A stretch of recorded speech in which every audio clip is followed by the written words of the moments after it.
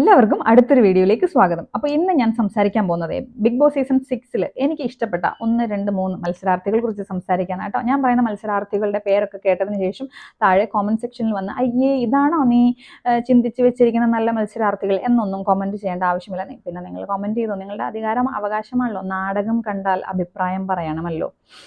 അപ്പോൾ ഇതാണോ നിങ്ങൾ കണ്ടുവച്ചിരിക്കുന്ന മത്സരാർത്ഥി എന്നൊക്കെ പറഞ്ഞ് ആ മത്സരാർത്ഥികളെ ഒന്നും ചെളിവാരി തേക്കാൻ നിൽക്കേണ്ട.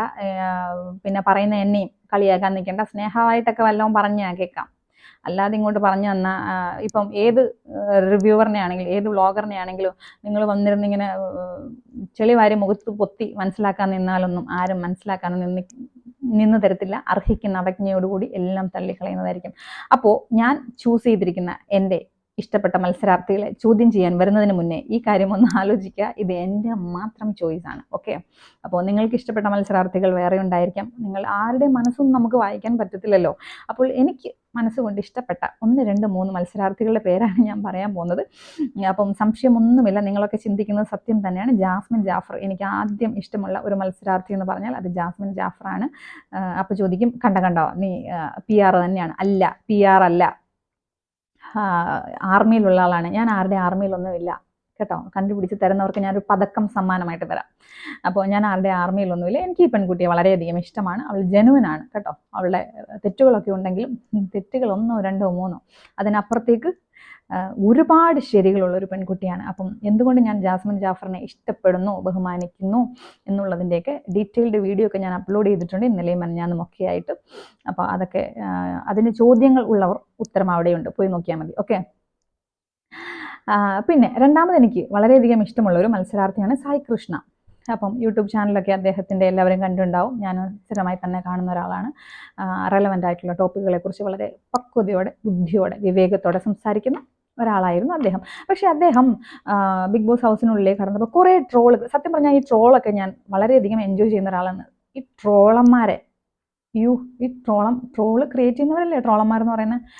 അപ്പം ഇവരോട് എനിക്ക് ഭയങ്കര ബഹുമാനമാണ്. എൻ്റെ പൊന്നു എന്തൊരു ബുദ്ധിയാണ്. നിങ്ങളൊക്കെ ഒരു അരമണിക്കൂറും കൂടെ എക്സ്ട്രാ പഠിച്ചിരുന്നെങ്കിൽ ഒരു പക്ഷേ കളക്ടേഴ്സ്, ഡോക്ടേഴ്സ് ഒക്കെ ആയി തീർന്നേനെ. അത്രമാത്രം തലയാണ് ഇവർക്ക്. എത്രമാത്രം സിനിമകളായിരിക്കും ഇവർ കാണുന്നത് ഞാനിങ്ങനെ ആലോചിക്കാറുണ്ട്. കാരണം ഒരു സംഭവം ഇവർക്ക് കൈ കിട്ടുകയാണെങ്കിൽ അതിനോട് യോജിക്കുന്ന സിനിമയിൽ ഒരു സീക്വൻസ് പെട്ടെന്ന് ഇവർക്ക് ഓർമ്മ വരണമെങ്കിൽ എന്തോരം സിനിമ ഇവർ കാണുന്നുണ്ടായിരിക്കും അല്ലേ. ഈ കാണുന്ന സിനിമകളുടെ ഓരോ സീക്വൻസും, ഈച്ച് ആൻഡ് എവറി സീൻസ് ഇവരുടെ മനസ്സിലിങ്ങനെ സ്റ്റോർ ചെയ്ത് വെച്ചേക്കുമായിരിക്കും. ഇവർക്ക് തലയാന്നൊക്കെ ഞാനിങ്ങനെ ആലോചിക്കാറുണ്ട്. അപ്പോൾ ട്രോൾസൊക്കെ ഞാൻ എൻജോയ് ചെയ്യുന്ന ഒരാൾ തന്നെയായിരുന്നു. പക്ഷേ ഈ സായി കൃഷ്ണ എന്ന് പറഞ്ഞ ഇദ്ദേഹത്തിനെ കുറിച്ച് കുറേ ട്രോൾസ് ഇങ്ങനെ കാണുമ്പോൾ, കാരണം ആവശ്യമില്ലാത്ത ട്രോൾസ് ആണെന്നൊക്കെ എനിക്കിങ്ങനെ ചിന്തിക്കാറുണ്ട്. ചാനലിനെ ബേസ് ചെയ്തിട്ടാണ് ഈ ചാനലിന് റീച്ച് കിട്ടാൻ ട്രോൾസ് ഏറ്റവും അധികം സഹായിക്കുന്നു എന്നൊക്കെ ആരൊക്കെയോ പറഞ്ഞ് ഞാൻ കേട്ടിട്ടുണ്ട്.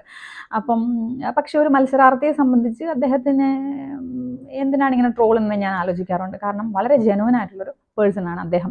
പിന്നെ എന്തുകൊണ്ടാണ് ട്രോളാൻ പാകത്തിന് കുറ്റം അദ്ദേഹത്തിൽ കാണുന്നു എന്ന് ചോദിച്ചാൽ, നിങ്ങളൊക്കെ ഈ ബിഗ് ബോസ് എന്ന് പറയുന്ന ഷോ കാണുന്നുണ്ട് എങ്കിൽ അതിലേക്ക് കടന്നു ചെല്ലുന്ന ഓരോ മത്സരാർത്ഥികളെയും വ്യക്തികളായിട്ട് കാണുക എന്നുള്ളതാണ് മോസ്റ്റ് ഇമ്പോർട്ടൻ്റ് ആയിട്ടുള്ള ഒരു കാര്യം എന്ന് പറയുന്നത്. അതായത് ബിഗ് ബോസ് സീസൺ 1 ആണെങ്കിലും സീസൺ 6 വരെയുള്ള ഏത് സീസൺ എടുക്കുവാണെങ്കിൽ സെലിബ്രിറ്റീസ് ഉണ്ട് അല്ലേ, അല്ലെങ്കിൽ സോഷ്യൽ മീഡിയ ഫിഗേഴ്സ് ഉണ്ട്, സോഷ്യൽ മീഡിയ പേഴ്സൺസ് ഉണ്ട് അല്ലേ. സോഷ്യൽ മീഡിയയിൽ ഇവർ ചെയ്യുന്ന ജോലിയുമായി ബന്ധപ്പെട്ടുള്ള ആളുകളായി ഇവരെ കാണാതെ ഇവരെ ഒരു വ്യക്തികളായോ അല്ലെങ്കിൽ മത്സരാർത്ഥികളായോ ഒന്ന് കാണാൻ ശ്രമിച്ചു കഴിഞ്ഞാൽ ഇവരിലുള്ള നന്മ നമുക്ക് കുറച്ചൊക്കെ മനസ്സിലാകും. ഞാനൊരു എക്സാമ്പിൾ പറഞ്ഞുതരാം കേട്ടോ.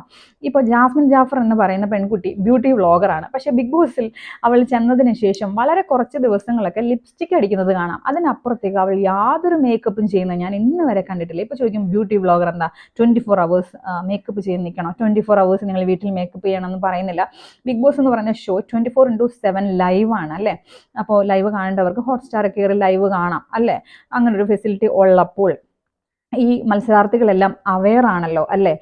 ഇവരെ എപ്പോഴും ലോകം മുഴുവൻ കണ്ടുകൊണ്ടിരിക്കുകയാണെന്ന്. അപ്പോൾ എല്ലാവരും മേക്കപ്പ് ഇടുക എന്നുള്ളത് അവരുടെ ഒരു ദൈനംദിന ജീവിതത്തിലെ ഇമ്പോർട്ടൻ്റ് ആയിട്ടൊരു സംഗതി തന്നെയാണ് ബിഗ് ബോസ് ഹൗസിനുള്ളിൽ. അപ്പോൾ ഈ പെൺകുട്ടി പക്ഷേ ഈ ഒരു കാര്യങ്ങളെക്കുറിച്ചൊന്നും കോൺഷ്യസ് ആവാതെ യാതൊരു മേക്കപ്പും ചെയ്യുന്നില്ല ഈ പെൺകുട്ടി. ഞാൻ ചില സമയത്ത് ആലോചിക്കാറുണ്ട്, ആ ഐബ്രോസ് എങ്കിലും ഒന്ന് ഫില്ല് ചെയ്തിരുന്നെങ്കിൽ, ആ കണ്ണൊക്കെ ഒന്ന് എഴുതിയിരുന്നെങ്കിൽ. ചില ദിവസങ്ങൾ മാത്രം ലിപ്സ്റ്റിക് ഒക്കെ ഇട്ട് വരും. പിന്നെ സാറ്റർഡേ ആൻഡ് സൺഡേ ശ്രീ മോഹൻലാലിൻ്റെ എപ്പിസോഡുകളിലൊക്കെ കുറച്ച് അല്പം മാത്രം മേക്കപ്പ് ഒക്കെ ചെയ്തിട്ടാണ് ഈ പെൺകുട്ടി വരുന്നത്. അപ്പോൾ ഈ പെൺകുട്ടി ഒരു സോഷ്യൽ മീഡിയ ഫിഗറാണ് അല്ലേ, ബ്യൂട്ടി വ്ളോഗറാണ്. പക്ഷേ അവൾ എന്തുകൊണ്ട് ബിഗ് ബോസ് ഹൗസിൽ എപ്പോഴും മേക്കപ്പ് ഒന്നും ചെയ്യാൻ നിൽക്കുന്നു? കാരണം അവളുടെ ജോലി യൂട്യൂബിൽ അവൾ ചെയ്യുന്നത്, ബ്യൂട്ടി വ്ളോഗർ എന്ന് പറയുന്ന അവളുടെ ഒരു തൊഴിലിടമാണ്. ബിഗ് ബോസ് ഹൗസിൽ അവളൊരു വ്യക്തിയായിട്ടാണ് ചെല്ലുന്നത്, അല്ലേ? അവളുടെ വ്യക്തിത്വം എങ്ങനെയാണ്, അല്ലെങ്കിൽ അവൾ അവിടെ ചെന്ന് കാര്യങ്ങളോട് എങ്ങനെ പ്രതികരിക്കുന്നു, എങ്ങനെ നിൽക്കുന്നു എന്നുള്ള കാര്യങ്ങളെയാണ് ആളുകൾ നോക്കേണ്ടത് എന്നുള്ള രീതിയിലാണ് മത്സരാർത്ഥികൾക്ക് അതറിയാം. അവരവരുടെ ജോലി പുറത്ത് ഉപേക്ഷിച്ച് അവർ വ്യക്തികളാവാനാണ് അവിടെ ചെന്നത്. പക്ഷെ നമ്മൾ കാഴ്ചക്കാർ ഇവരെ ഈ ബ്യൂട്ടി വ്ളോഗറായിട്ടും, അല്ലേ, ഇപ്പം സായി കൃഷ്ണ എന്ന് പറയുന്ന അദ്ദേഹം ചെയ്യുന്ന ആ ഒരു ജോലി വെച്ചും അദ്ദേഹത്തിൻ്റെ ആ ഒരു സോഷ്യൽ മീഡിയ പേര് മാത്രമാണ് നിങ്ങൾ അദ്ദേഹത്തിൽ കാണുന്നത്. അദ്ദേഹം ശരിക്കും സായി കൃഷ്ണ എന്നൊരു വ്യക്തിയായിട്ടാണ് ചെന്നിരിക്കുന്നത്. അദ്ദേഹത്തിന് ഫാമിലി ഉണ്ട്, അല്ലേ?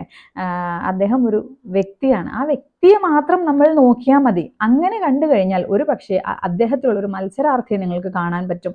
അതിലുപരി അദ്ദേഹത്തിലുള്ളൊരു നന്മ നിങ്ങൾക്ക് കാണാൻ പറ്റും. ഈ അനാവശ്യമായ ട്രോൾസ് ഒക്കെ ഒഴിവാക്കേണ്ട കാര്യങ്ങളൊക്കെ തന്നെയാണെന്ന് എനിക്ക് ചിന്ത വരാറുണ്ട്. ചാനലിന് റീച്ച് കിട്ടുവാണെങ്കിൽ അത് നല്ലൊരു കാര്യം. അതിനപ്പുറത്തേക്ക് ആ ഒരു വ്യക്തി വളരെ ജെന്യുവൻ ആണെന്ന് എനിക്ക് തോന്നാറുണ്ട്. കാര്യം അദ്ദേഹം ശ്രീ മോഹൻലാൽ വരുന്ന സമയത്തൊക്കെ ആണെങ്കിലും പറയുന്ന കാര്യങ്ങൾ വളരെ ജെന്യുവനായിട്ടാണ് പറയുന്നത്. ഒന്നും പുള്ളി ഫിൽട്ടർ ചെയ്തൊന്നും സംസാരിക്കുന്നില്ല. അദ്ദേഹത്തിൻ്റെ ചില മാനറിസങ്ങളും ബോഡി ലാംഗ്വേജും ഒക്കെ വെച്ച് നോക്കുമ്പോൾ വളരെ ജെന്യുവനായിട്ട് അദ്ദേഹം നിൽക്കുന്നതായിട്ട് എനിക്ക് തോന്നാറുണ്ട്. വളരെ മിനിമലായിട്ടുള്ളൊരു വ്യക്തിത്വം, വളരെ ജെനുവിൻ. എനിക്ക് വളരെ ഇഷ്ടമുള്ളൊരു മത്സരാർത്ഥി. അപ്പോൾ രണ്ടാമത്തത് സായി കൃഷ്ണയാണ് കേട്ടോ. ഇനി മൂന്നാമത്തതാണ് സിജോ. സിജോ എന്ന് പറയുന്ന വ്യക്തിയെ ആദ്യ ദിവസങ്ങളിലൊന്നും എനിക്ക് ഇഷ്ടമല്ലായിരുന്നു കേട്ടോ. പക്ഷെ ആ സർജറി കഴിഞ്ഞിട്ട് തിരിച്ചു കയറി വന്നില്ലേ. പുള്ളി പറഞ്ഞില്ലേ എന്താ കൊടുങ്കാറ്റോ തീയോ മറ്റോ ആണെന്ന്. അത്രയൊന്നും ഇല്ലെങ്കിലും പുള്ളി, നമ്മളിപ്പോൾ ക്ലീശയായിട്ട് എപ്പോഴും പറയുന്നൊരു വാക്കുണ്ടല്ലോ, പച്ചയായ മനുഷ്യൻ. പുള്ളി ഒരു പച്ചയായ മനുഷ്യനായിട്ട് തന്നെയാണ് തിരികെ വന്ന് കയറിയത്. കാരണം അദ്ദേഹത്തിന് അവിടെയുള്ള എല്ലാ മനുഷ്യരോടും ഒരു സഹാനുഭൂതി, ഒരു മനുഷ്യത്വം, ഒരു സ്നേഹം ഒക്കെ ഈക്വലായിട്ട് എല്ലാവരോടും കാണിക്കുന്ന ഞാൻ കാണുന്നുണ്ട്. ഒരു നല്ലൊരു മനുഷ്യൻ. അദ്ദേഹത്തിൻ്റെ സ്ട്രോങ് ഡിസിഷൻ, അതിപ്പം സായി കൃഷ്ണനെ കുറിച്ച് പറയുകയാണെങ്കിലും വളരെ മിനിമലായി ഉള്ളൊരു മനുഷ്യൻ. എക്സ്പ്രഷൻസ് ആണെങ്കിലും അദ്ദേഹം സംസാരിക്കുന്ന ശൈലിയൊക്കെ ആണെങ്കിലും വളരെ മിനിമലായിട്ടുള്ള മനുഷ്യൻ. പക്ഷേ ഇവരുടെയൊക്കെ സ്റ്റേറ്റ്മെൻറ്റ് വളരെ സ്ട്രോങ് ആണ്. അതെന്തുകൊണ്ട് മറ്റുള്ളവർ കാണുന്നില്ല എന്ന് വെച്ചാൽ ഇവരുടെ ഈ സോഷ്യൽ മീഡിയ ഫിഗറായിട്ട് മാത്രമാണ് നിങ്ങൾ കാണുന്നത്. അത് മാറ്റി വെച്ചേക്കൂ. എന്നിട്ട് വ്യക്തികളായിട്ട് ഇവരെ ഒന്ന് കാണാൻ ശ്രമിക്കൂ. അപ്പോൾ ഇവരുടെ ഉള്ളിലുള്ള നന്മകൾ കാണാൻ പറ്റും. എന്ന് വെച്ച് ഇവരുടെ ഉള്ളിൽ നന്മ മാത്രമല്ല, ഇപ്പം ജാസ്മിൻ ജാഫർ ആണെങ്കിലും സായി കൃഷ്ണയാണെങ്കിലും സിജോ ആണെങ്കിലും നന്മ മാത്രമല്ല, ഇവരിലൊക്കെ തെറ്റുകളൊക്കെ ഉണ്ട്. അപ്പോൾ തെറ്റുകൾ മാത്രം കാണാതെ ഇവരിലുള്ള നന്മകളും കൂടെ നമുക്ക് കാണാൻ പറ്റും. അപ്പോൾ എൻ്റെ ഏറ്റവും ഫേവറേറ്റ് ആയിട്ടുള്ള 3 പേഴ്സൺസ്, മത്സരാർത്ഥികൾ എന്ന് പറയുന്നത് ജാസ്മിൻ ജാഫർ, പിന്നെ സായി കൃഷ്ണ, സിജോ. അപ്പം എന്താണ് നിങ്ങൾ ഈ 3 പേരെയാണോ പറഞ്ഞേക്കുന്നതെന്ന് ആരും ചോദിച്ചു കൊണ്ടുവരണ്ട, ചോദിച്ചോ. പക്ഷെ ഇതെൻ്റെ ചോയ്സാണ്. എനിക്ക് പേഴ്സണലി ഇഷ്ടമുള്ള 3 പേരാണ് ഇവർ എന്ന് പറയുന്നത്. അതിൻ്റെ ക്രൈറ്റീരിയ എന്താ, നിങ്ങളുടെ മാനദണ്ഡം, നിങ്ങൾക്ക് ഈ 3 പേരെ ഇഷ്ടമാണല്ല അങ്ങനെ ചോദിച്ചു കഴിഞ്ഞാൽ അപ്പോൾ അവരിടപെടുന്ന രീതിയായിരിക്കാം, ചിലപ്പോൾ നിൽക്കുന്ന എല്ലാവരോടും അവർ കാണിക്കുന്ന ഒരു മിതത്വം, സ്നേഹം ഒക്കെ ആയിരിക്കാം ഇതിൻ്റെ മാനദണ്ഡങ്ങൾ. അങ്ങനെ ഒരുപാട് കാര്യങ്ങളുണ്ട്. അപ്പം എനിക്കിഷ്ടപ്പെട്ട കുറച്ച് ആളുകൾ എന്ന് പറഞ്ഞാൽ ഇവരൊക്കെയാണ്. പിന്നെ ഇവരിലൊന്നും പെടാത്ത ഒരാളുണ്ട്, നന്ദന. അപ്പം നന്ദനെ ആദ്യം കാണുമ്പോൾ ഞാനിങ്ങനെ വിചാരിക്കുമായിരുന്നു, അയ്യോ എന്തൊരു ഓവറാണ് ഈ കുട്ടി. 2-3 ദിവസം കഴിയുമ്പോഴത്തേക്ക് ഇതൊക്കെ മാറും, ഒറിജിനൽ ആളെ നമുക്ക് കാണാൻ പറ്റും എന്ന് വിചാരിച്ചിരുന്ന എൻ്റെ ചിന്തകളെ തെറ്റിച്ചുകൊണ്ട് ഇന്ന് വരെയും ആ കുട്ടി അങ്ങനെ തന്നെയാണ് നിൽക്കുന്നത്.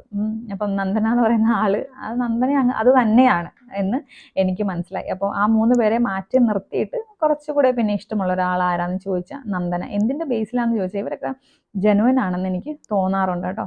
ഭയങ്കര പ്യുവർ സോൾ, ജെനുവൻ ആയിട്ടുള്ള കുറേ കണ്ടസ്റ്റൻസ് ആണ് എന്നെനിക്ക് തോന്നാറുണ്ട്. ഗെയിമിൻ്റെ കാര്യം വെച്ച് ഇങ്ങനെ അനലൈസ് ചെയ്യാനോ ഒന്നും പറയാനൊന്നും വലിയ ആളൊന്നുമല്ല ഞാൻ. പക്ഷേ ഇവരുടെ ആ ഒരു വ്യക്തിത്വം നമ്മൾ ആ സ്ക്രീനിൽ കൂടെ നമ്മൾ കാണുമ്പോൾ ഇവരിൽ തോന്നുന്ന ചില പോസിറ്റീവ്സ് വെച്ച് എനിക്ക് ഇഷ്ടപ്പെട്ട 3-4 പേരുടെ പേരാണ് ഞാൻ ഈ പറഞ്ഞത്. അപ്പോൾ വീഡിയോ എല്ലാവർക്കും ഇഷ്ടമായിട്ടുണ്ടെങ്കിൽ ഒന്ന് ലൈക്ക് ചെയ്യുക, ഷെയർ ചെയ്യുക, കമൻറ്റ് ചെയ്യുക. നിങ്ങൾക്ക് ഇഷ്ടപ്പെട്ട ആളുകളെയും ഒന്ന് കമൻറ്റ് ചെയ്ത് തരാം കേട്ടോ. സബ്സ്ക്രൈബ് ചെയ്യുക. Thank you so much.